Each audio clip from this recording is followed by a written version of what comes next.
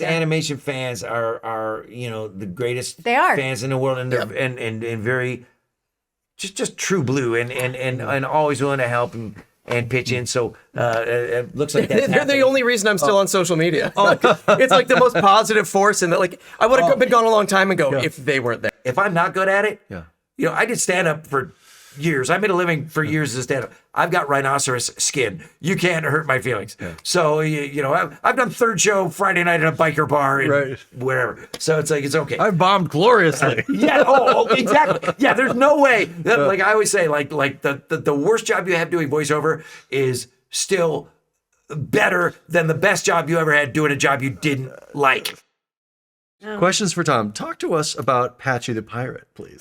Patchy the Pirate. Oh my goodness. Patchy the Pirate, for the uninitiated, is a live action pirate that occasionally they would use on SpongeBob in kind of framing devices, right? Or specials. Hey, it's the Patchy the Pirate SpongeBob anniversary show or whatever. And that was something that Hillenburg, that came out of Hillenburg, Steven Hillenburg, the creator of SpongeBob, wanting to pay tribute to like your local kiddie show hosts that we all had when we were kids, right? Well, Captain Kangaroo? And even those were networked, but like every local market had a guy, right, that would dress like a sailor or an astronaut or a pirate and just show. They had about $5 to put the show on. Yeah, would just show Popeye cartoons, whatever the station had, right? They would just show cartoons. It's a mop bucket. It's me ship. Yeah, Little Rascals or whatever. In Syracuse, New York, where I grew up, it actually was there were two guys. One was named Baron Damon, who was a vampire. And he had his, and he had a live show where like Cub Scout troops and Brownie troops would go down there, like Bozo kind of, and Baron Damon was a vampire, and he had his bloody buddies, and I was a little too young to ever get on Baron Damon, but then there was a guy named Salty Sam who was like a pirate. Not a pirate, but a sailor. And he would sit on a ship's head and go, hey, let's see what Popeye's up to. And the first time I ever saw my face on TV was when you would send in your little classroom photo, like a little wallet photo from your class photo. And on your birthday, and Salty Sam would hold it up to the camera. It's like ancient technology, right? Sure. And he would go, we'd like to say happy birthday to little Tommy Kenny in East Syracuse. Tommy loves Popeye, and they'd zoom in on your photo, and I go, wow, Salty Sam's talking about me. Right. So every town had that guy. Usually it was the weatherman or the the guy who also hosted Bowling for Dollars or whatever. He was always wearing different hats. And so Patchy was sort of a tribute to that kind of stuff. Your local low budget TV show host, and they're like, I'm like, who's gonna be Patchy? And they're like, how about you? How about this guy? That's what they say to me. They would say that to me a lot. Yeah. I remember you telling me that story. Yeah, who else do we have? Nobody. I loved when people found out that. At the beginning, when SpongeBob wasn't what SpongeBob is now, they would find out that the voice of SpongeBob was Patchy. Yeah, and they were like. People are still surprised by that. Yeah. Like when I'll do a Comic Con, I'll have like a photo, that you can sign that's side of Patchy. And they'll go, you're Patchy? I'm like, where the heck have you been? I know. How do you not recognize me? 25 years later. But that was Patchy. And those segments were always super low budget, super stupid in a good way, super fun. Yeah. And the stuff I had to do as Patchy, they dropped me into a live tank. They dropped me into a tank of live tiger sharks once. No. Yep, in the Caribbean. What? All right. Yeah, I had Snoopa gear on. And they're like, don't worry, they won't eat you. And it was like a whole just sign here, and here. Yeah, they put me in like shark. They weren't. It wasn't like Jaws, they were like this big. Right. No, I don't care. But you're still getting lowered into it. All these sharks are swimming around, and then. Then you got an agent. After that, you got an agent. There was a lot of flying and like Patchy being like blasted out of cannons and stuff. And so they'll hoist you. They'll hoist you up, in front of this big green screen, and they'll spin you around. And you're just like how many takes? Oh man, right? Until I started vomiting, which is because I'm really bad. I get really bad motion sickness. Whoa! Tom's gonna blow. Yeah. I get car sick and stuff so easy. Like when I would go to Disneyland with my kids, I couldn't even watch them on the teacups. Oh, no, that makes me They'd be like, nauseous. Daddy, look at me. And I go, yeah, don't look at me right now. I'll be on the nerd bench. I love that. But anyway, yeah, those Patchy were really fun. And his sidekick is a parrot named Potty, who was always like a super low budget marionette. Yes, it was You could ridiculous. see the strings and everything. Sure. And Totally. always hard to keep the puppeteer who's on a stepladder, out of the shot. They're like, we're seeing the puppeteer. Yeah. Gotta do it again. Puppeteer, we're seeing you. And these puppeteers would have to Right. stretch themselves into these crazy shapes because you want they want the bird in there, but they don't want to get any of the guy or the ladder.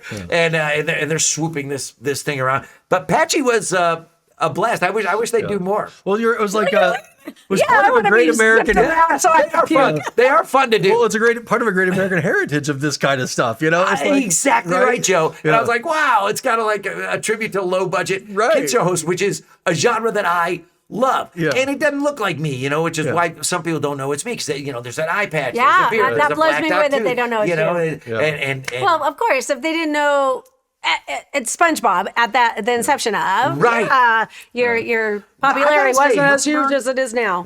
Hillenburg was so formative for me in that he was always pushing me to do stuff that I hadn't ever really thought of doing or that I thought I couldn't do. And he would always go, I think you would be good at that. And I go, yeah, I don't know. That's not really an aspiration of mine. And he go, who cares? Try it. Writing songs for the show or whatever. And,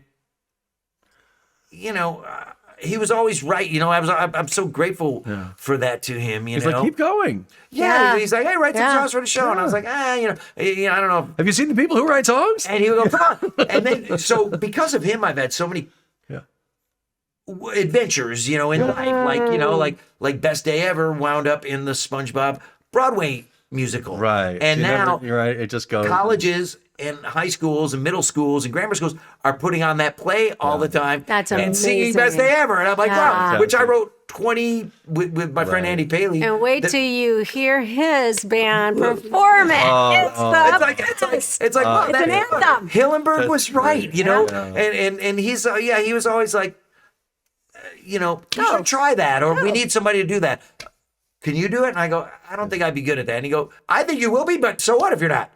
Wow, talk about having a safety net. That has got to be one of the best ways to work, right? I know where you Right? felt totally, well, like I was saying, when you protected, you felt totally protected. Thank and I would go, well, Steve, I got no ego about this stuff. Like if I'm not good at it, I did stand up for years. I made a living for years as a stand-up. I've got rhinoceros skin. You can't hurt my feelings. So, I've done third show Friday night at a biker bar and wherever. So it's like, it's okay. I bombed gloriously. Exactly. Yeah, there's no way. Like I always say, like the worst job you have doing voiceover is still better than the best job you ever had doing a job you didn't like. For sure. So That's glorious. yeah. Tommy, tell us about Futurama. There you go. Yeah. Futurama. Wow. Well, I haven't done all that much of Futurama, but I got cast as Fry's brother, Yancey Fry. Yeah. Billy West, of course, Yes. is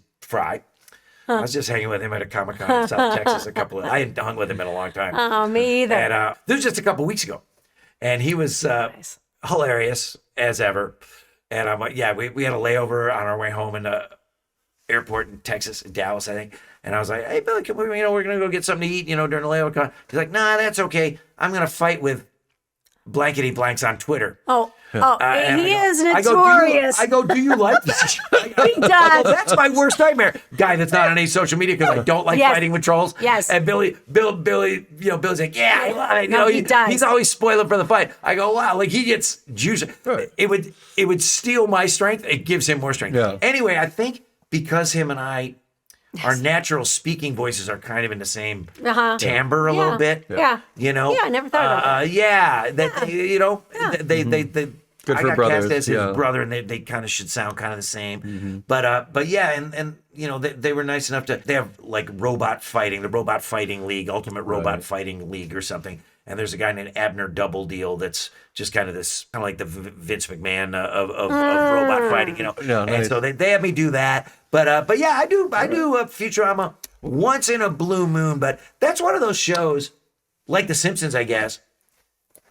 They don't do a whole lot of outside casting because They got their cast can do 9 billion voices. right. We got it covered. Yeah, Yeah. they never have to go outside No. the field, right? You got got 4 Lamar, people in you the got room. Maurice, That's what Maurice Lamar, Phil Lamar, Billy West. I know, I mean, It's murderers. Amazing, Who else is in amazing that? talent. John DiMaggio. John, you talk about him? oh my God, John DiMaggio. Sorry, John.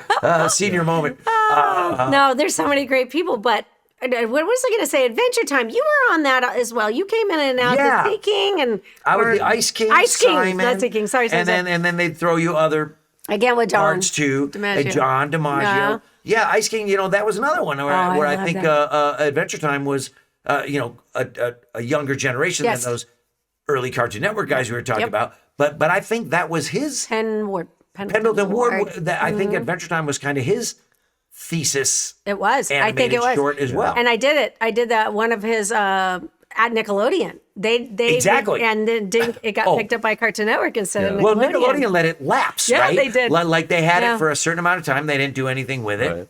Came to Cartoon And what's Network. funny is all the guys on SpongeBob, the animation guys, were saying, "Have you seen this Adventure Time It was so short?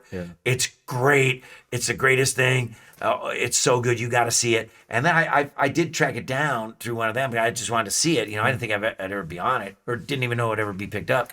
And then Nickelodeon kind of let it lapse.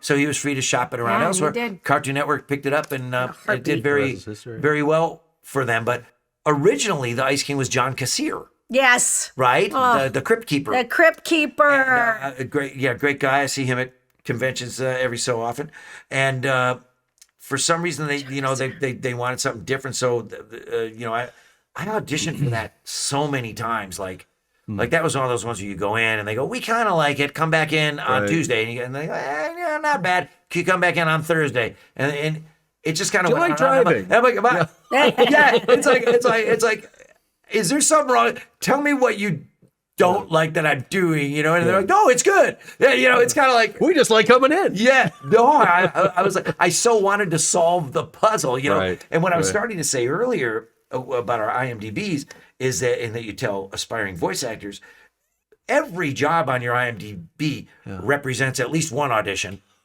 Right. Sometimes 2 or 3 or One. 4. In the Right. case of the Ice King, 10. Yeah. And SpongeBob is the only thing on my resume that I did not have to audition for.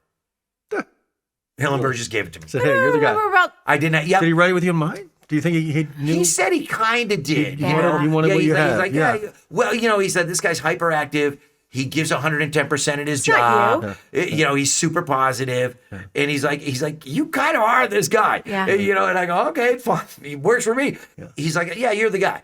And I go, oh, we were talking about the process earlier. and I got it. Yeah. Like he Oh, said, what do you think? You think?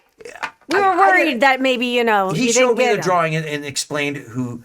This must have been after they were looking for real kids and stuff.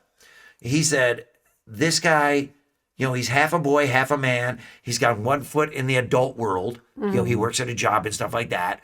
But he also goes to school, and he also holds hands with his kindergarten friend Patrick. Yes. And he said he's kind of all over the place. Childlike, yeah. So Munchkin meets Pee Wee Herman meets he's the man child. Yeah, Jerry man. Lewis. Right. And Which the world supports. He's not living in. He's not an outcast in his world. That world works that way. Yes. And so I gave him the voice, some, I don't know, just like a munchkin, and did the laugh, the weird laugh that come up with, and he was like, "Yep, great, done." Yeah. I was like, "Wait, done?" He goes, "Yeah." Yeah, we got it. And then even like the executives at the time at Nickelodeon, just being careful, said, shouldn't we audition some other people just so you can listen to a couple others, maybe some. Because that's the process, There was don't this, you there know? was We love it. We can fix it. there was one celebrity that they had in I mind. love it, but can you give me another one? Yeah, they had a celebrity they had in mind that they were kind of pushing on him too. And he was like, nope. And so to his credit, and I said, wow, Steve, thanks for sticking up for me. They haven't bought your show yet. Right. You don't, they haven't bought your show yet. So it's like, thanks for sticking up for me. And he were said, the pilot. I said, thanks for doing that for me. He said, I didn't do it for you. I knew that He said, this I would did it for get me. my show. Yeah, he said, I did it for my sold. show. And Yes. I go, oh, okay. I love that. He goes, I didn't do that for you. That was not an act of charity. love He goes, I knew what I wanted SpongeBob to And I sound like, knew it would be think like, successful. and then everybody else Yeah. on the show he had to cast. Right, and had them approve. Yes. Right. And I always say, and with Steve, like I never met anybody who cast a show like they were casting an orchestra. Like tonally. Like SpongeBob is up here. How could you What's the guy that's down here? Yeah. And then he's got Squidward who's sort of nice, oh, he's up here. And then like a raspy guy, Mr. Krabs. And so Clancy. he was almost like he was Clancy, who's in Clancy Australia shooting a movie Brown. right now. I just worked with him. He's in Brisbane. And he always knew immediately who was right. Fagerbaki came in and did Patrick. He's like, yeah, that guy. That guy. Yeah, there were no callbacks or whatever. He's like, yeah, that's the guy. And they go, well, how about? And he go, no, that's the guy. He gets it. I love that they listen to him because that's not always the They'll case. never do that again. No. It's funny. Well, why wouldn't they? Well, it didn't a work. jackpot. Yes, that was a big failure. No, but I'm saying the way that these companies work now, I know. the way things have Everybody's evolved, gotta is that approve. it's really hard. There's not a whole lot of letting the creatives be creative, right? Like it's they is. really somehow, maybe because Steve didn't care that much. Like he didn't care about being rich. He didn't care about anything. He him the just freedom to just no. be He was loose. like, he Be just wanted loose to make about the it. show he wanted to make. Yeah. And he was ready to walk away from it Right. too. It can't be the he show was he a wanted- very unusual Yeah, person. he was. He was. It couldn't be the show he wanted to make. That was the point of making it. And so- Otherwise I'll go do something else. That's kind of Joe Murray. Joe Murray was a lot the same way. And I was A lot lucky the enough same to way. work with those guys. And early Cartoon Network gave guys like McCracken and Gendy, Tartakovsky, they let them lead.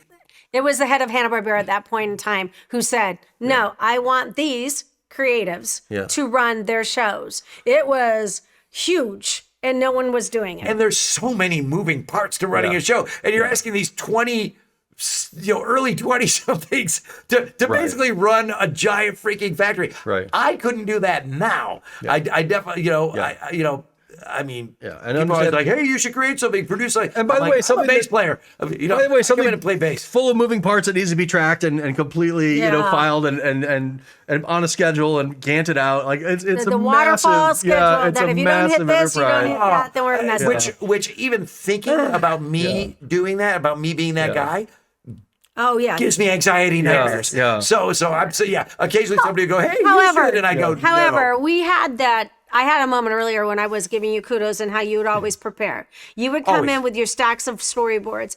You don't get storyboards anymore. I get them digitally. They do send them digitally. Oh yeah, I look at every storyboard still. Okay, but are they all your shows storyboards? Well, Adventure Time and the spin-off of Adventure Time, Fiona and Cake, Yes. was a storyboard-driven Yes. show. Yes. We had a question about Fiona and Cake SpongeBob's there, a yeah. very animated show. One of the last super animated, animated shows that's very animated. Right. So that one, you gotta have the storyboards to that. Yeah. Yeah. Oh, You know, yeah. Well, I want, but if they I send- want storyboards to everything. I If want they to send me a see. storyboard, know, I'm reading I it. know. I'm reading every page of it. He reads every Still. page, every single You, character. If I needed him to fill in for somebody that wasn't Your there, reputation has boom. preceded you I- in this thank you. room I was today. singing your Well, phrases. thank you, Colette. Oh, no. And so we're up. But you. really, Yeah, again, they were watching like you. Steve Hillenberg. Yes, that's so true. Like Steve Hillenberg, I'm protecting myself. You know, I wanna know what I'm I'm so doing. afraid of not looking unprepared or Yeah. looking like I don't know what I'm doing. It's like I better.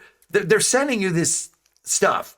yeah. You should. Yes. It would be Familiarize churlish. yourself with It would be it. churlish not to look at it. You know what I mean? I think it was this- Anthony- it helps me. Like it only makes you able to do a better job. So it's like, why not? Like, That why didn't wouldn't always you? happen. That's the reason why I'm. Not I'm pointing everybody it out. does that. I think it was Anthony Del Rio who was here who was talking about how you would come in and you would have, like you did, you would have scripts for SpongeBob, even though we were doing Powerpuff Girls, but you had Powerpuff Girls already downloaded in your Oh, yeah, I head. read that the You're- night before. Yeah. Yeah. You're bringing in SpongeBob so that you can go through it. So During that the you can see- downtime. Yes. Yeah. When it wasn't your line, but you would never know that he was flipping. You never hear it. You would never hear you. Another question for Tom. What was it like voicing Simon on Fiona and Cake? Wow. Well, Fiona and Cake, again, I'm not to mansplain everything, but not everybody's into everything. So Fiona and Cake is a spin-off of Adventure Time. The Ice King, who's probably the main villain in the series, writes fan fiction about a Finn and Jake, and he writes about female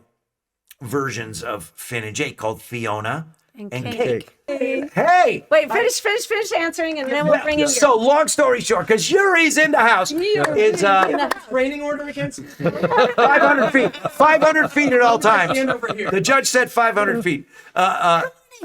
Fiona and Cake took. Like Ice King took like an unexpected, like he used to be this wacky, jokey villain, and then they kind of gave him this backstory that was kind of affecting and heavy and deep. And then Fiona and Cake, which was just recently 10 episodes on HBO Max streaming, that went even deeper into the Ice King's like loneliness and unhappiness and self-sacrifice and all these. It was like heavy. Like, wow, this actually feels like real acting, you know, like it was unexpectedly heavy. Where where you look at the storyboards going, wow, this kind of getting to me a little bit, you know, this guy, you know. So you do feel he's that's kind awesome. of a So I pathetic loved character. it. That was all on Zoom, obviously, because there's pandemic-y times. Right. But it was all yeah, it was great. It was really fun. As so, and I hate to jump in, but as someone who just found Adventure Time recently because my son started watching it. How old's your son now? He'll be 8 in June. Perfect age for that. Right? Yeah, because you can't be 4 years old and watch Shimmer. Right. It's got a little darkness, but it's got an 8-year-old appropriate level of seriousness. 100%, but it's also got a me level. I'm not going to state my age out loud for fear of repercussion, but Yeah. but it is I'm also 87 and a half years young. I just want to say, I turn 88 next month. Not a day over 90. right, and I'm only 86, but we look almost exactly the same. They're going to 86 me. But I love watching it with him.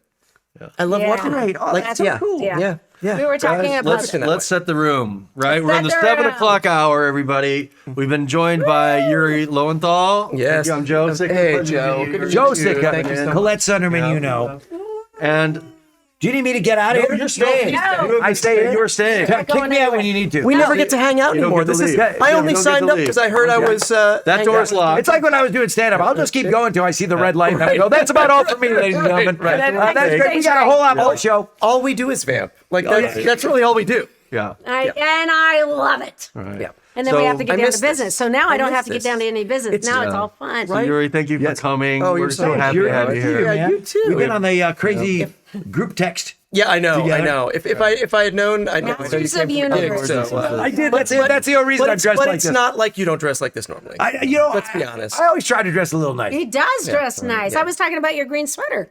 Couple of points. Okay. You guys have been doing this for hours. Yep. Yeah. You still look fresh as daisies. I should have brought you That's all coffee. that is. I don't know what I was Thinking with me. Where did I put mine? I did have one. But We're very passionate about this. Can you now I'm tell? having coffee separation anxiety. Where is it? I need my drugs, man. But you guys look fresh as daisies. You guys are amazing. You What an did- amazing thing that you guys have bitten off to do. And I've been in on a lot of things, events, charities, festivals, Comic-Cons. Yep. The first year, the learning curve year, Yeah.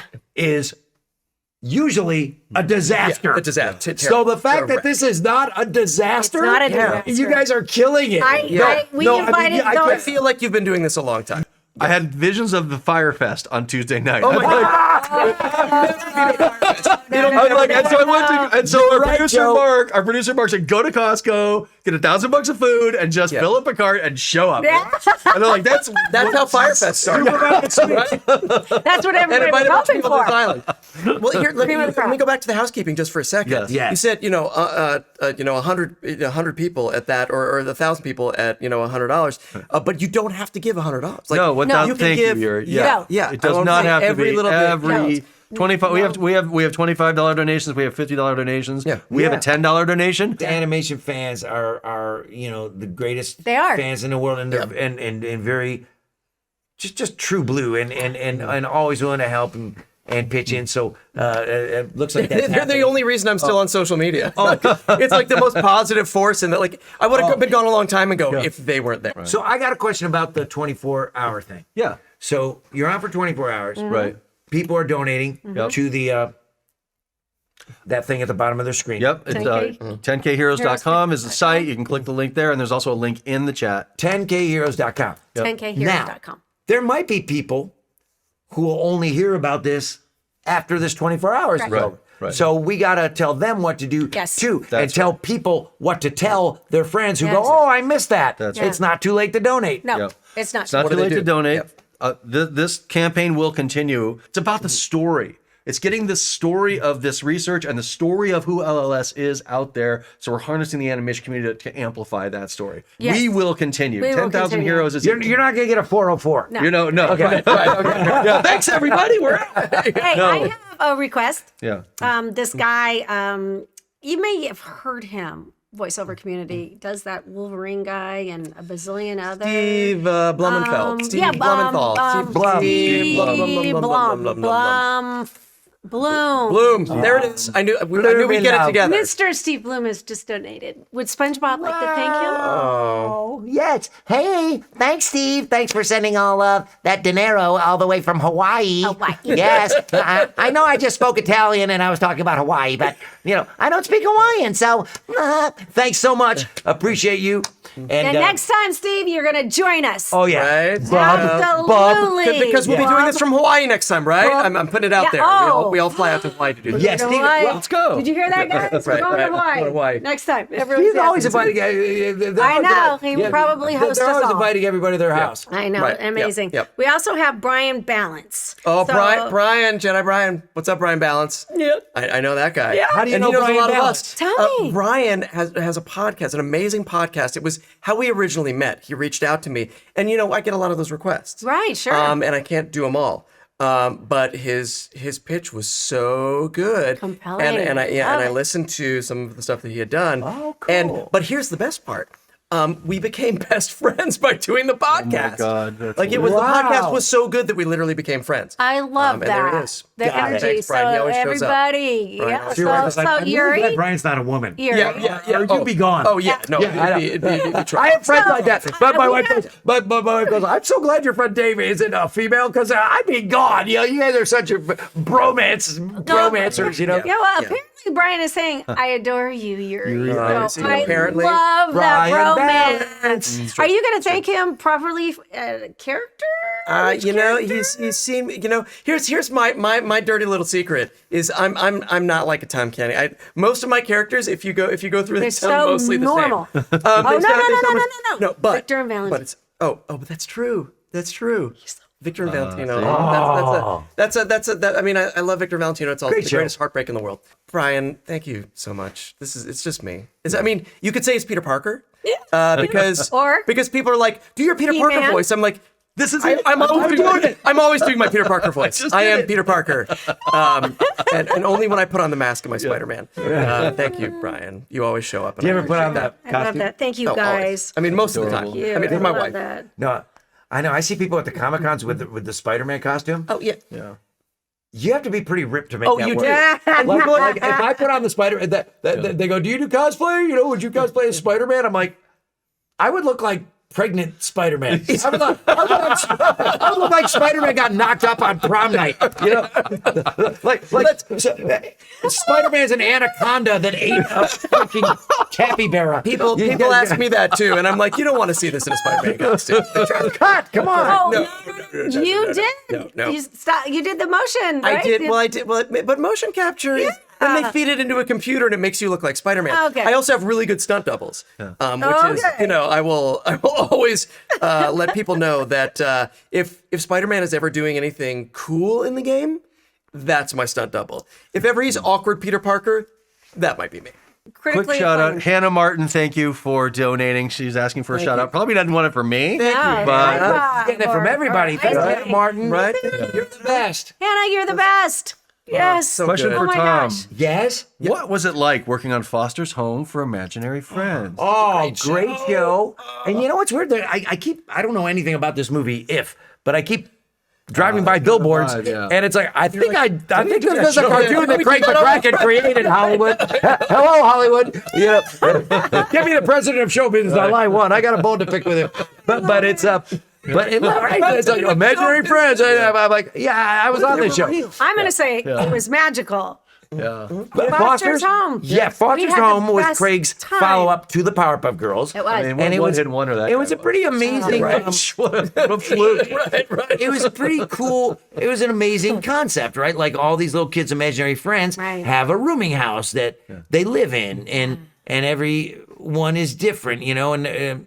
They're kind of I think it was kind of like Taxi. It was like it was like Taxi. They're just waiting. They're just waiting to get an assignment. Yeah. They're hanging out. Yeah, we need you to go to. And but Blue was the main imaginary friend, the LOO, and he was His sidekick. he was attached to a kid named Mac, Mack, which is my son's name. Yep.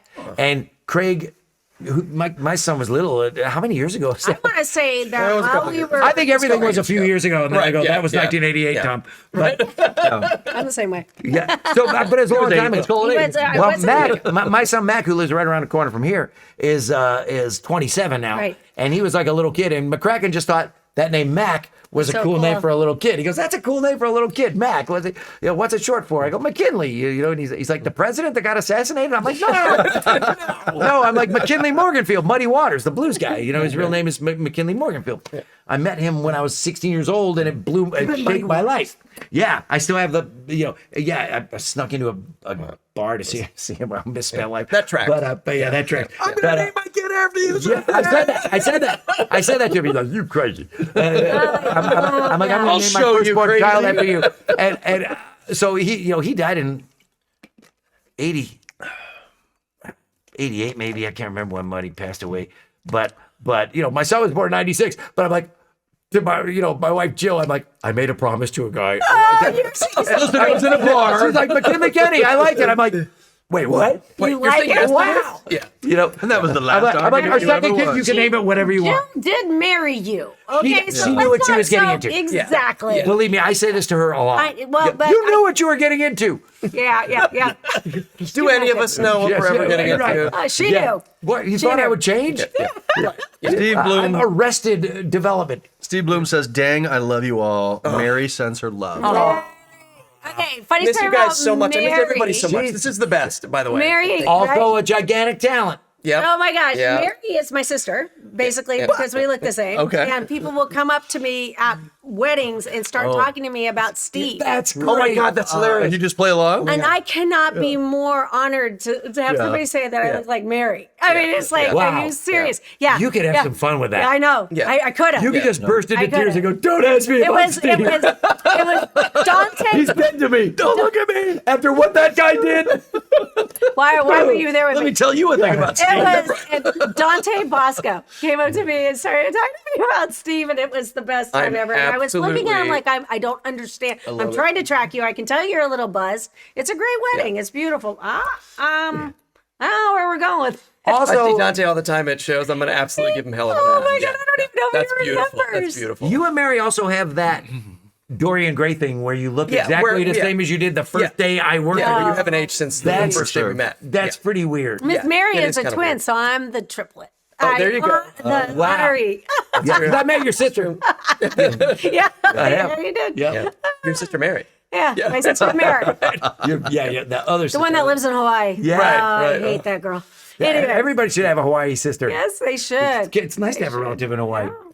Right is there, it. always say, "Hey, come on out and see us. You can stay at our house." Or, Right, right. I And I'm that guy, I am going to darken their doorstep. Well, but they always say that because they know people usually won't. I'm always that guy who takes people up on that. I you should love never, that you do should that. never offer that to me Good unless for you were you. prepared for me to show up. I'm in. Let's go. Like in 24 hours. No, you know what? It's like He teleports there like Nightcrawler. Bam. Hey, you should go to our go. I'm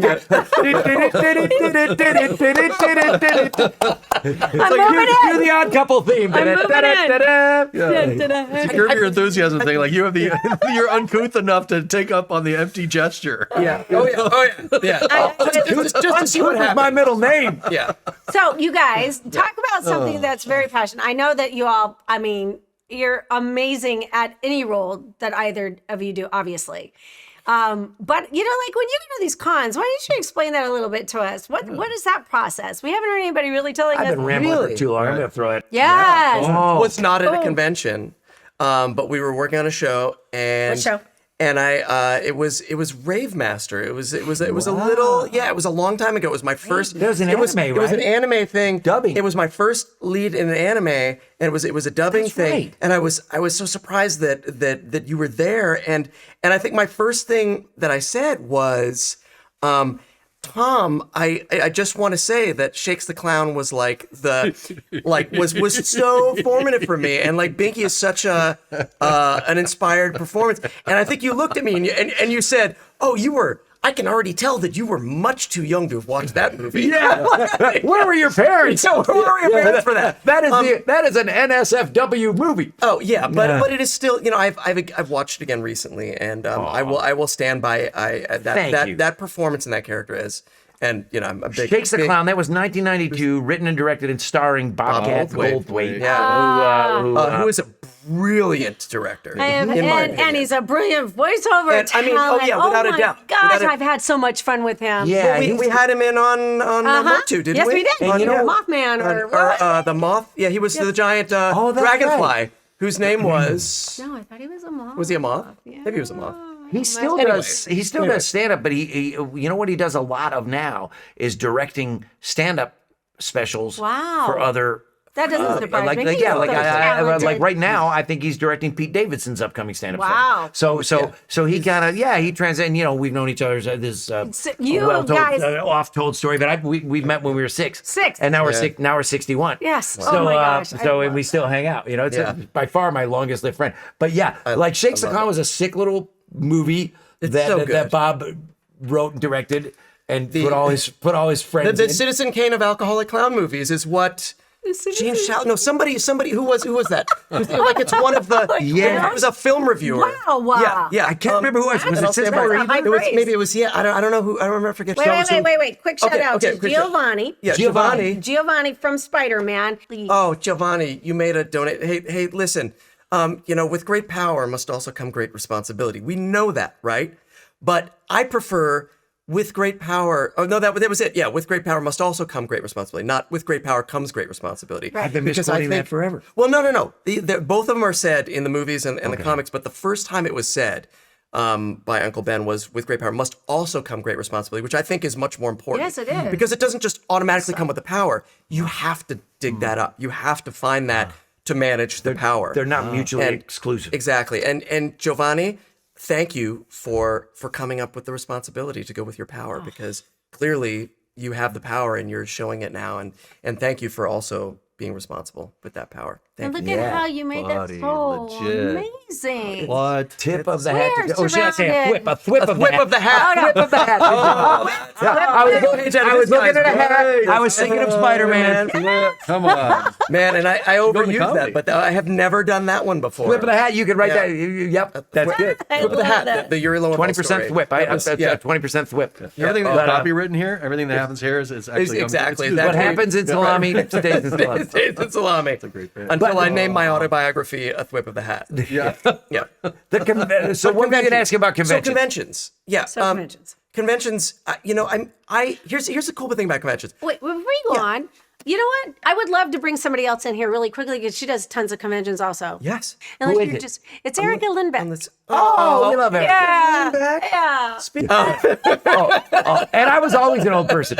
I was like the weird kid that was obsessed with stuff from like 40 years before I was born. Yeah. So all my friends were always old guys. This is why we get along. I know.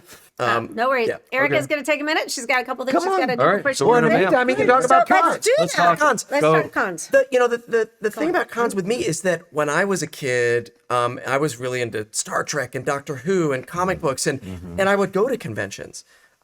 So when I started going to conventions as a professional, it was this weird flip. I used to be on one side of the table waiting in line to, and autographs themselves were never important to me, but it was always that moment where I got to thank somebody, because stories, movies, TV, music, all that stuff, cartoons were so important to me growing up and continue to be, that I always wanted that moment to just say thank you, like just to connect and let that person know how much. So that you know meant what to it's me. like to be on the other side of the table, which is so Exactly. huge.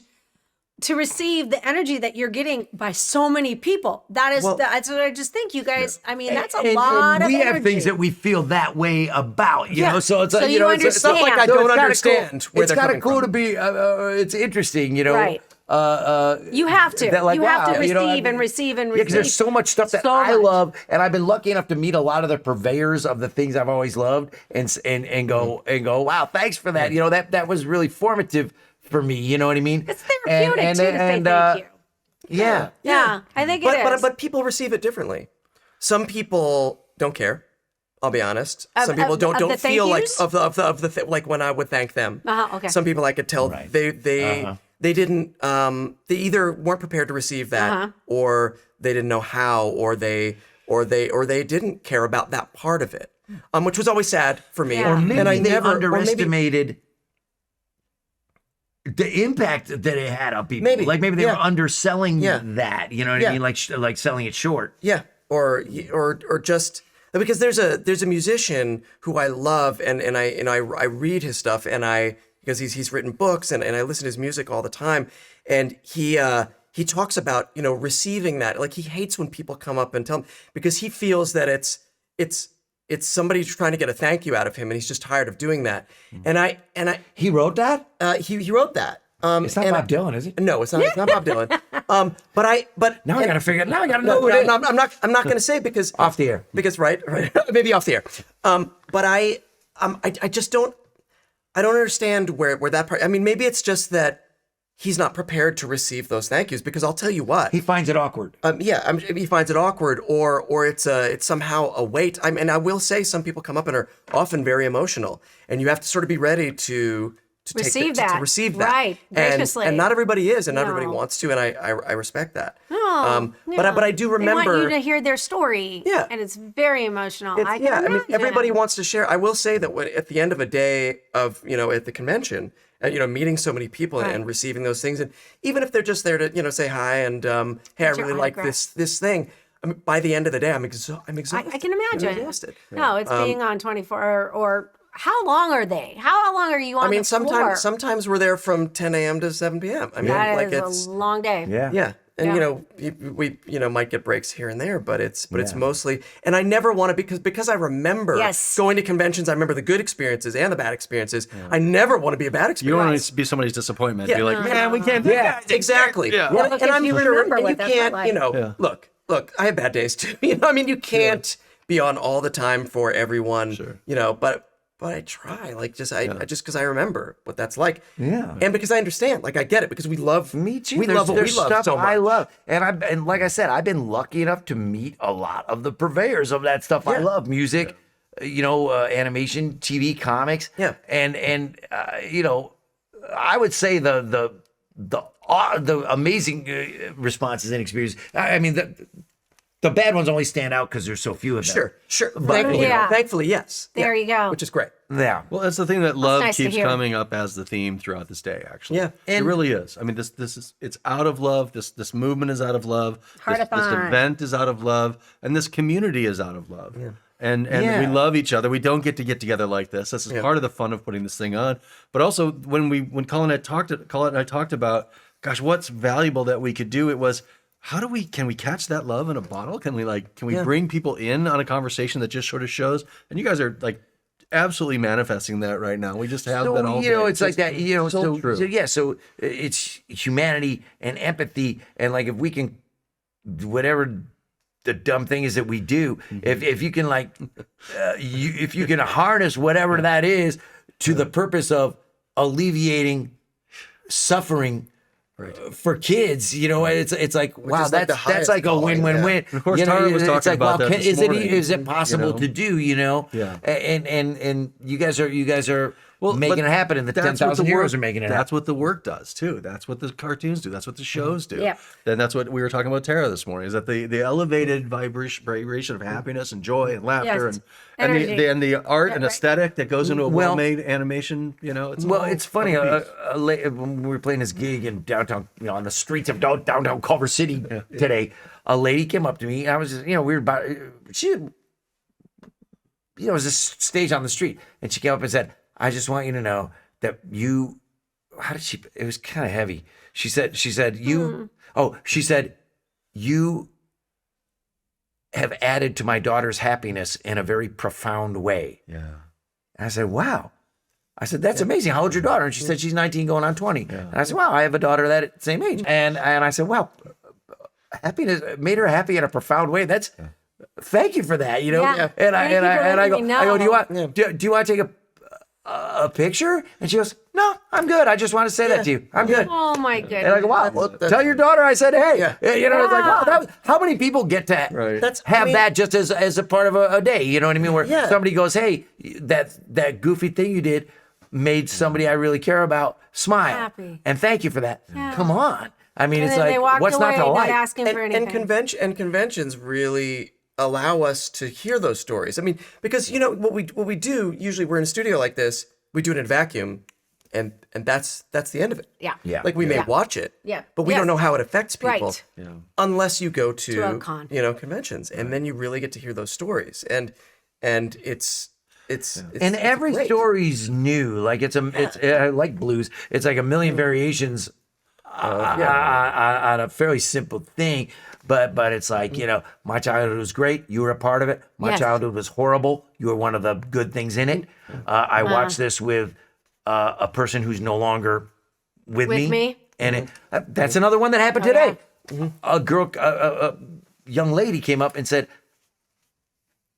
I lost my dad when I was 7, and I don't have that many memories of him. And she said, one of the clearest memories I have of him is watching SpongeBob. That just happened today too. I mean, this one day, you know, and it's like, wow, so people are part of one of people her are so most beautiful, you know, memories. like I mean, you know, and these cons you don't realize how that touches you. Oh my right? God, I mean, I can't tell you how many. People come up and tell you this stuff at cons. I'm like, I'm Irish, I cry easy. You gotta stop. You gotta stop. I'm really easy to make cry. You know, it's heavy. You know. And that's a perk of the job that you never could have seen coming when you're just auditioning and you want to get a voiceover.